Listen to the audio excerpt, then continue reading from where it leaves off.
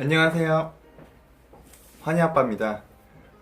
진짜 오랜만에 그 영상을 다시 찍게 되었는데요. 최근에 제가 그 직장을 옮기고 나서 조금 이제 적응하느냐고 영상이 조금 뜸했습니다. 지금 머리 스타일을 보면 알겠지만, 한때 조금 지저분한 머리에서 조금 더 길렀다가 조금 다시 한번 단정하게 다듬은 상태입니다. 물론 지금 단정하게 보이지 않을 수도 있지만 이 전 영상보다는 단정하다고 생각이 됩니다. 저는 어쨌든 오랜만에 영상을 찍게 돼서 너무 반갑고요. 다시 제가 아직 책을 한 권을 아직 못 뗐더라고요. 좀 더 제가 지금 이 영상을 찍는 와중에도 지속적으로 독서를 꾸준히 하고 있는데요. 지금 여러분에게 조금 더 소개해 드리고 싶은 책들이 너무 많아요. 빨리빨리 넘어가서 영상을 꾸준히 올릴 수 있도록 노력하겠습니다. 오늘은 그 일치월장의 5장인 전략편에 대해서 간단하게 리뷰도 해드리고, 그리고 이 리뷰를 통해서 혹시 뭐 이제 제가 직장 생활을 하면서 겪었던 여러 가지 일화들을 여러분들에게 좀 소개도 해드리고, 조금이나마 이제 도움이 될 만한 이야기들을 좀 추려서 내용을 이제 소개해드리고자 합니다. 우선은 책 내용을 좀 더 이제 먼저 볼게요.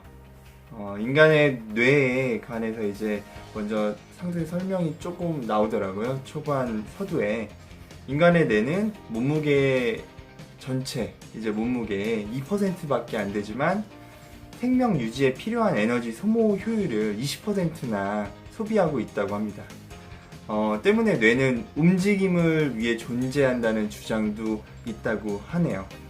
실례로 많은 로봇 개발 역사를 보면은 인지적인 능력은 수많은 시간이 필요하지만 사람의 움직임은 멀지 않아 보였다고 합니다. 예전에 초창기 AI를 이제 개발했을 당시에는 이런 식으로 생각을 했다고 해요. 근데 지금 이제 2018년도 딥러닝 기술까지 이제 나왔죠. 이런 로봇들이 생겼지만 구글 등의 많은 기업들이 선보이는 로봇들 중에서 지금 사람처럼 움직이는 로봇은 아마 보지 못했을 거예요.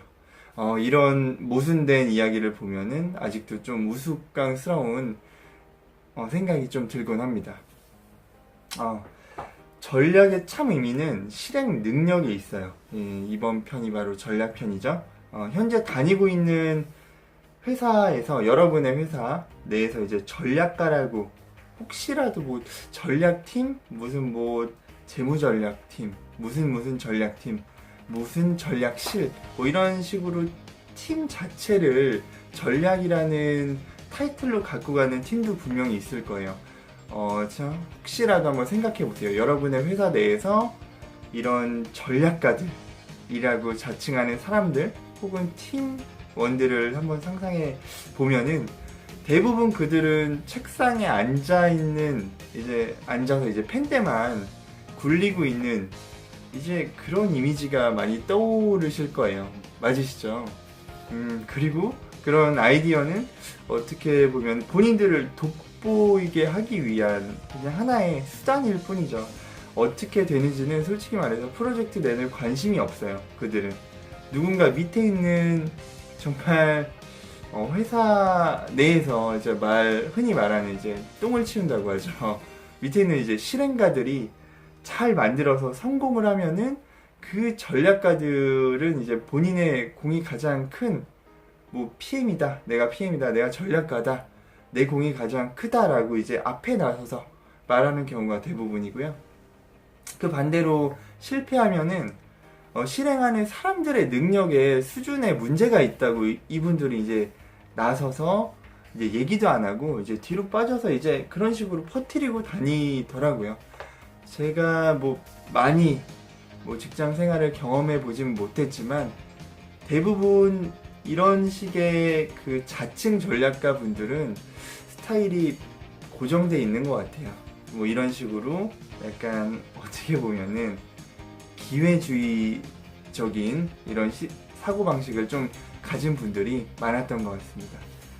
하지만 이제 전략이라는 단어 자체가 이제 여러분도 아시다시피 전쟁에서 사용하는 전술적인 용어죠. 한 치 앞을 볼 수 없는 상황에서 이제 헤쳐나가야 되는 이런 실행 기술이거든요. 회사에서 누군가가 이제 펜대만 걸리고 탁상 공론만 하고 있다면은 그 사람은 전략가가 아니고 그냥 정치가입니다. 정치가. 진짜 전략가는 전략과 실행력이 동반되어야 되는 그런 리더십까지 갖고 있는 사람이 진정한 전략가입니다. 그거는 정말 여러분 주변에 자세히 이제 상사분들, 리더분들을 한번 생각해 보시면은 알겠지만 어떤 분들은 본인이 상사고 팀장이고 리더임에도 불구하고 본인 업무 외에도 본인이 필요할 때는 직접적으로 실행을 하시는 분들이 계실 거예요. 반면에 제가 이제 서두에서 말씀드렸다시피 기회주의적으로 본인이 마치 총괄적으로 책임을 진 것처럼 이제 말만 번지르르하게 이제 보고를 하지만 실질적으로는 아무것도 하지 않고 나중에 이제 공만 가로채는 그런 리더도 있을 겁니다. 과연 둘 중에 어떤 리더가 참된 리더일까요? 여러분은 당연히 아시겠죠. 실행 능력이 아무리 높아도 이제 훌륭한 전략이 없으면은 그것 또한 진정한 이제 전략이 아니죠. 제가 방금 전에 말씀드렸다시피 훌륭한 전략은 반드시 실행 능력이 포함된 전략입니다. 그게 바로 진정한 전략이고 비즈니스에서는 그거를 진짜 리더십이라고 하죠. 많은 리더분들 중에 실행력까지 갖추고 계신 분들은 제가 많이 겪어보지를 못한 것 같아요. 있긴 있으세요. 그런 분들을. 만약에 그런 분들하고 지금 같이 업무를 하고 계신 분들이 계시다면은 정말 축복받은 그 축복받은 직장에서 근무를 하고 계신다고 생각하시면 됩니다. 뭐 아시다시피 회사에서는 그 3대 그 불변의 법칙 중에 하나인 그 또라이 질량 보존의 법칙이 반드시 존재하기 때문에 팀 내 그런 리더가 있다는 것은 정말 회사의 어떤 복지보다 훌륭한 복지 중에 하나라고 생각됩니다. 위에서도 언급했듯이 전략의 핵심은 실행력이며 실행 이후 피드백을 통한 학습이야말로 진정한 전략이라고 이 책에서도 설명하고 있습니다. 그러면은 이런 실행력을 어떻게 접근하느냐에 대해서 이 책은 총 이제 4가지로 이제 접근 방법을 설명하고 있습니다. 첫 번째는 이제 완벽하지 않은 상태더라도 새로운 아이디어, 제품이 나오면은 그냥 실험 출시해 본다. 그리고 두 번째, 실패의 비용은 감당할 수 있을 정도여야 한다. 세 번째, 피드백을 통해 다시 배운다. 네 번째, 배운 내용을 적용하고 다시 시도한다. 이러한 4가지 프로세스를 활용하면은 훌륭한 실행가이자 전략가가 될 수 있다고 이 책은 지금 설명하고 있습니다. 제가 보더라도 이 정도만 지켜도 정말 회사에서는 더 없는 그 직장의 이제 리더, 상사가 되지 않을까라고 생각이 듭니다. 그리고 이러한 빠른 실행 이후 피드백이라는 효과는 최근 들어서 많은 그 화제가 되고 있습니다. 군더더기가 없는 경영이란 뜻으로 린 경영이라는 단어가 시들어질 때쯤 스타트업 업체들을 통해서 린 스타트업이라는 단어가 지금 많이 떠오르고 있죠. 린 스타트업이란 기존의 이제 벤처 투자 기업들의 특성, 핵심 기술이 이제 완벽하게 완성되고 정보를 이제 꽁꽁 숨겨 매고 나서 완전히 이제 완성품을 제출하는 그런 벤처 투자 기업들이 많았죠. 이러한 그런 습관들을 관습을 버리고 핵심 기술이 있으면은 아직 좀 부족한 상태더라도 먼저 이제 결과물을 최대한 빨리 만들어서 이제 도출해서 제품화하는 이런 방식이 요즘에는 많이 상용화되고 린 스타트업이라는 그런 용어 아래서 많은 기업들이 적용하고 있습니다. 그리고 요즘에는 이제 뭐 린 스타트업보다는 개발 쪽에서 상용되는 애자일 방식이라는 단어를 더 많이 사용하곤 합니다. 예를 들어서 그 카카오 프렌즈 캐릭터들 또한 이러한 방식을 통해서 성공한 케이스로 볼 수 있으니까 여러분도 참고해 주시면 좋겠습니다. 또한 전략의 시장은 나 자신에 대해서 잘 알고 있느냐에 따라서 굉장한 차이가 날 수 있다고 합니다. 디지털 카메라를 최초로 발명한 개발자, 현재 디지털 카메라 때문에 몰락한 코덱의 직원이었고요. 에디슨 본인은 본인이 발명한 그 축음기 있죠. 축음기를 발명한 이후에 이 기기에 대해서 이제 음악 연주나 음악 듣기로 사용할 사람은 단 한 명도 없을 것이라고 주장하기까지 합니다.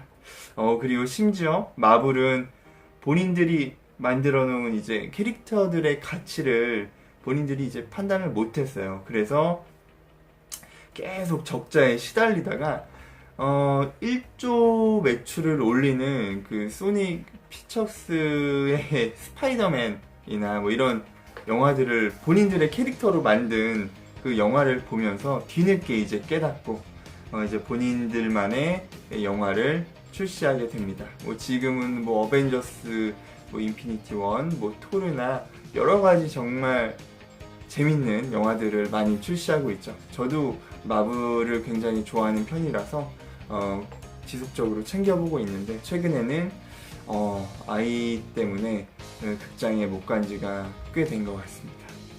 뭐 이거는 어쨌든 지금 상황이고 뭐 VOD가 나오면은 지속적으로 챙겨볼 예정입니다. 네.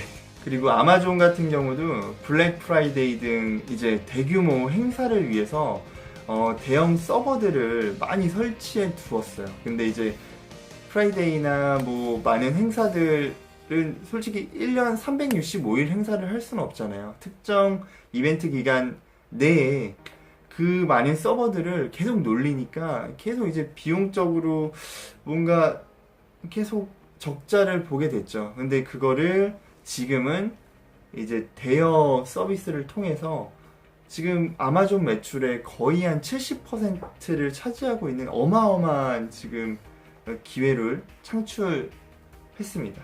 이런 전략을 통해서. 지금 비즈니스 전략에서 또 하나 이제 중요한 부분은 바로 마케팅인데요. 마케팅은 이제 퍼플카우, 이제 보라색 소와 같은 리마커블한 부분들이 반드시 있어야 됩니다. 리마커블은 이제 세 가지로 정의할 수 있는데요. 이제 현저하게 눈에 띄는 어떠한 이제 현상들, 그리고 놀랄만한 일들이죠. 그리고 세 번째가 이야기할 만한 이제 가치가 있느냐, 이런 거를 이제 세 개를 합쳐서 리마커블이라는 이제 단어를 뜻하는데요. 우선 하나하나 살펴보면은요. 우선 소셜 화폐는 그 여기 책에 나오는 그 일화 중에 크리프 도구스라는 이제 가게 안에 전화부스 뒤로 숨겨져 있는 그 플리즈 돈텔이라는 작은 칵테일 바를 설명을 하고 있어요. 이 칵테일 바는 단순하게 손님들의 입소문만으로 이제 홍보되어지고 이곳을 아는 손님들은 소속감을 이제 불러일으키는데 그 손님들로 하여금 이제 서로 이제 막 알려주고 싶잖아요. 뭐 저도 솔직히 말해서 막 어디 뭐 전라도의 뭐 숨겨진 맛집이나 우리 동네에 어느 뭐 진짜 우연치 않게 발견했는데 정말 맛있어요. 오늘 꼭 그런 데는 뭐 다음에 혹시 뭐 제 와이프라든지 제 가족이라든지 아니면은 친구가 놀러 왔을 때 꼭 한번 다시 가보고 싶은 약간 그런 욕구가 생기고 누군가 이제 추천해주고 싶은 그런 마음이 생기더라고요. 여러분도 아마 그렇지 않나요? 아마 그러실 겁니다. 그리고 두 번째로 이제 가시성은 글자 그대로 눈에 띄는 정도를 말하는 거예요. 가시성에 대해 성공적인 전략의 예로 이제 책에서는 애플 노트북의 그 로고, 사과가 한 입 잘린 베어먹은 이제 그런 로고를 예를 들었는데요. 이게 애플 로고를 자세히 보시면 알겠지만 그 고객 중심이 아니고 제 3자 입장에서 바라보는 그 중심으로 제작돼서 이제 가시성을 매우 높였다고 볼 수 있어요. 그리고 한국에서는 이제 야구르트 아줌마들을 통해서 브랜드 가치를 높이는 결과를 창출했었죠. 그리고 세 번째로 감성은 마케팅에 이제 굉장히 필수적인 요소입니다. 대중에게 이제 경외심, 감동, 흥분, 유머, 분노, 불안감, 이런 감정들을 불러 일으켜야지 이제 뭐 약간 리마커블한 그런 놀랄만한 화제가 되는 거고요. 슬픔과 민족감은 오히려 어떻게 보면 입을 닫게 만든다고 합니다. 네 번째로는 실용성인데요. 실용성은 한마디로 고객의 입장에서 실용적이고 공유하고자 하는 가치가 있는가입니다. 예를 들어서 어느 마케팅 전문가들이 이제 실험을 했는데요. 동일한 금액의 마트 팜플렛 2개를 어떤 의미에 해당 지역에 나눠줬어요. 한 팜플렛에는 이제 50% 할인이라는 문구를 새겨 넣었고, 나머지 팜플렛에는 그냥 아무것도 없이 그냥 일반적인 리스트업만 해서 그 제품을 그 팜플렛으로 만들어서 나눠줬죠. 그 결과 그 50% 할인이라는 문구가 적혀있는 그 팜플렛을 본 사람들은 구매율이 무려 이제 50% 이상 증가한 반면 글자가 이제 아무것도 안 적혀있는, 할인이라는 단어가 안 적혀있는 팜플렛을 본 그 사람들은 구매율이 거의 뭐 없었다고 합니다. 이처럼 사람들은 정말 받아들이는 그냥 입장으로 주관적인 판단을 하는 경우가 굉장히 많습니다. 그렇기 때문에 이러한 그 마케팅 전략은 활용하는 것이 좋습니다. 다섯 번째로 스토리 마케팅의 성공 사례로 최근 빌보드 100위 안에 그 차트 67위까지 랭크가 되었었던 방탄소년단 BTS를 들 수 있는데요.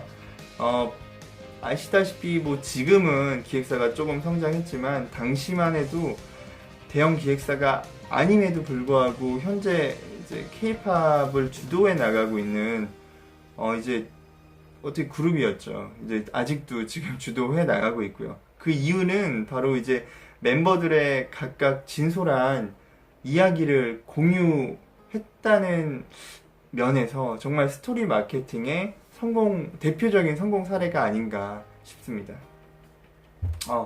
비즈니스 전략에서 마지막 키워드로는 이제 책에서는 굿 컴퍼니를 이제 뽑는데요. 말 그대로 착한 기업입니다. 착한 기업. 여러분 회사는 착한 기업입니까?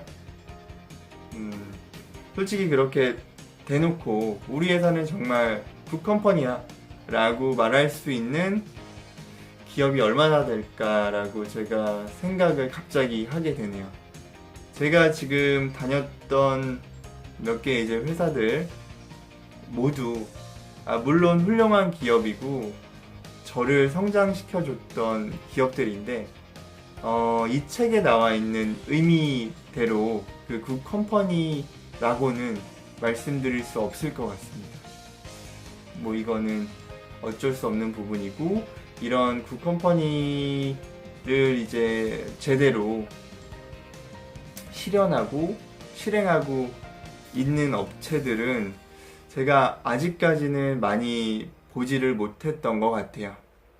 어쨌든 이런 기업, 이제 굿컴퍼니라고 말하면은 이제 많은 사람들이 이제 기업은 이윤을 남기는 게 목적인데, 착한 기업은 이제 말도 안 된다 라는 이제 말들이 있죠. 하지만 미국의 이제 홀푸드 마켓의 이제 생존 비결을 보면은 1981년에 최악의 홍수로 인해서 텍사스 숄 크리크강 뚝이 무너지면서 오스틴 일부 지역이 침수되는 일이 발생했어요.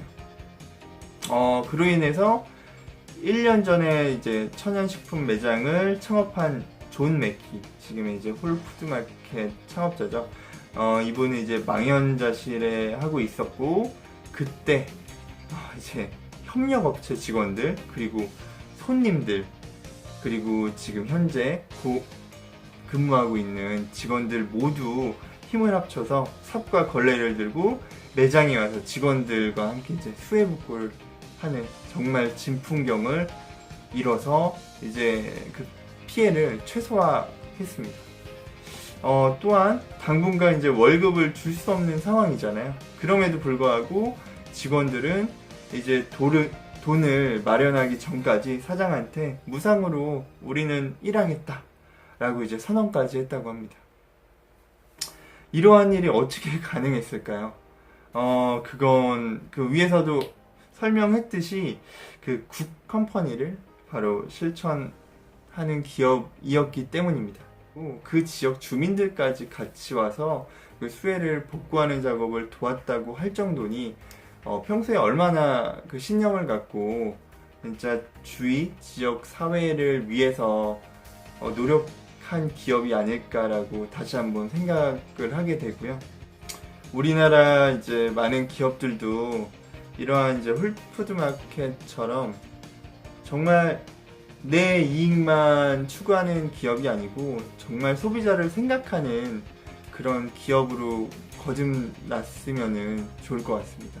물론 한편에서는 지속적으로 굿컴퍼니를 이제 실행하고 이제 뭐 실천하시는 기업들이 있을 수 있는데, 그런 기업들이 더욱더 성장하는 그 시스템이, 기반이 마련되는 국가가 돼야 되는 게 먼저일 것 같습니다.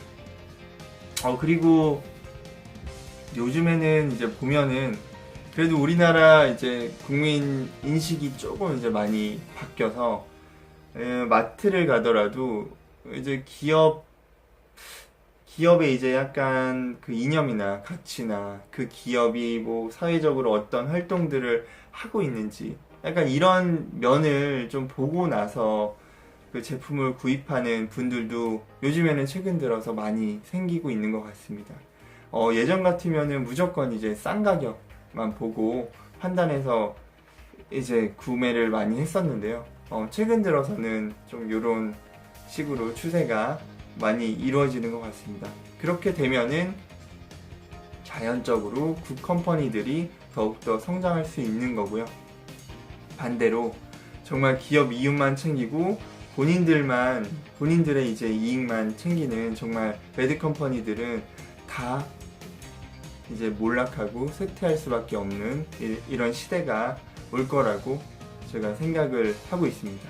이제 여러 가지 이제 비즈니스 전략들 중 우리나라 기업들이 이제 당장 필요한 전략은 바로 굿컴퍼니를 만드는 전략이 가장 핵심 전략이라고 생각이 듭니다. 다음 장에 나오는 이제 조직장에서도 기업의 조직 문화의 중요성에 대해서 잘 설명되어 있겠지만, 직원들의 입장에서 가장 좋은 조직 문화는 기업의 애사심을 만드는 것이며, 그 애사심은 우리 기업이 국가 또는 뭐 지역 사회에 얼마나 어떠한 공헌을 하고 있는지, 그런 부분들을 이제 직원들이 실감하고 있냐 없냐에 따라서 틀려지는 것 같습니다. 하지만 요즘 뭐 기사들을 읽어보면은 굿컴퍼니는 좀 찾아보기 어려운 실정이고, 아까도 말씀드렸지만 자꾸 많은 기업의 오너 및 리더분들은 조금이라도 이제 본인들이 만들어 놓은 회사에 이제 가치 및 비전이 있다면은 부디 굿컴퍼니를 실천해 주시기를 부탁드리겠습니다. 전략장에 대해서 간단하게 리뷰해 드렸고요. 제가 전략장을 이제 읽으면서 좀 많이 마지막에 나온 그 굿컴퍼니죠. 그 부분에 대해서 자꾸 생각이 들더라고요. 저도 아까도 말씀드렸다시피 직장 생활을 하면서 정말 제가 다니던 회사들도 굿컴퍼니라고 제가 이제 딱 대놓고 우리 회사 정말 착한 회사야 라고 말할 수 있었던 적이 없어요. 솔직히 말해서 우리나라의 어떤 회사가 그런 회사일까요? 정말 생각해보세요. 여러분 회사는 정말 좋은 회사인가요? 좋은 회사가 아니고 착한 회사인가요? 그쵸. 예, 많은 혹시라도 창업을 준비하고 계신 미래의 이제 리더분들이나 이 영상을 혹시라도 보시게 되실 리더 분들이 계시다면은 조금이라도 그 굿컴퍼니를 만들기 위해서 노력해 주시기를 정말 간곡히 부탁드립니다. 조금이라도 노력을 해야지, 저희부터 노력을 해야지 나중에 10년, 20년 뒤에 들어오는 그 자식들 세대에, 우리 다음 세대죠. 저희 다음 세대 분들은 조금이라도 더 이제 착한 기업에서, 좀 더 좋은 기업에서 근무하지 않을까라는 생각을 하면서 오늘 영상 마무리하겠습니다. 오늘도 조금이라도 그 영상을 보시고 도움이 되셨으면 좋겠고요. 무더운 정말 여름밤들 보내고 계실 텐데 건강 유의하시고 다음 시간에 뵙겠습니다. 감사합니다.